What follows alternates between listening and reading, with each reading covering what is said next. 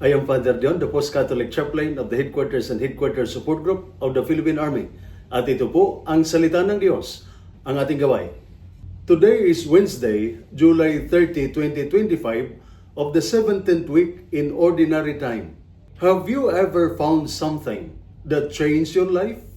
Maybe it was a person, a dream, a calling, or even your faith. When you found it, everything else seemed less important.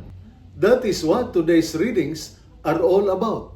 Real encounters with God that transform how we live, how we love, and what we value most. In our first reading, taken from the book of Exodus, Moses comes down from Mount Sinai after speaking with God, and something amazing happens. His face is shining.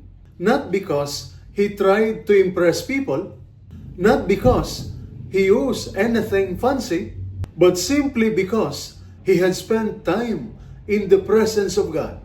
That is also what happens when we pray sincerely, when we stay close to God, when we allow His Word to shape us, we are changed, and others notice it. Not always with glowing faces, but with more patience in pressure, more peace in chaos, more strength in trials, more kindness in harsh environments. For our soldiers and families, life can be noisy, stressful, and demanding.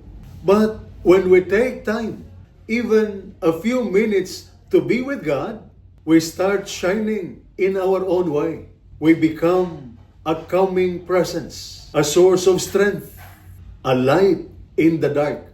In the Gospel reading, taken from the Gospel of Matthew, Jesus gives us two short but powerful parables. A man finds a treasure hidden in a field, and a merchant finds a pearl of great value. In both cases, they sell everything they have because what they found is worth more than what they gave up.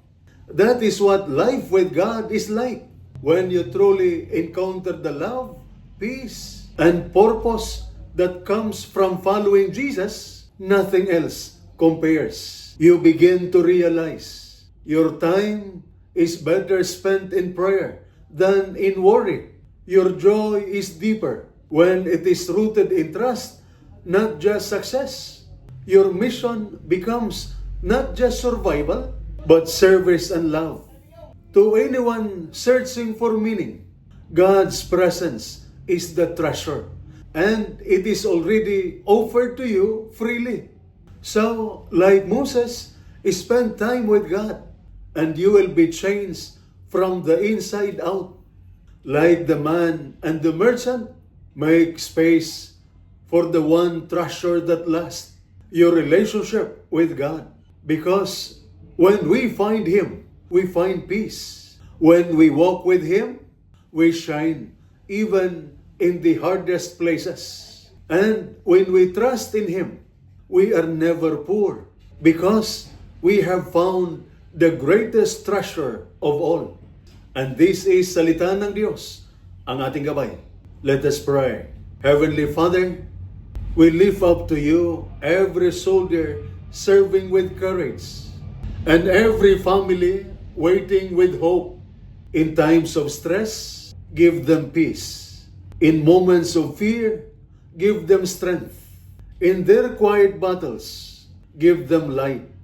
May their faith grow even in hardship. May their hearts remain strong even when the road is long. Bless them with your grace and protection always. Amen. And may the Almighty God bless you and your family, the Father, the Son, and the Holy Spirit. Amen.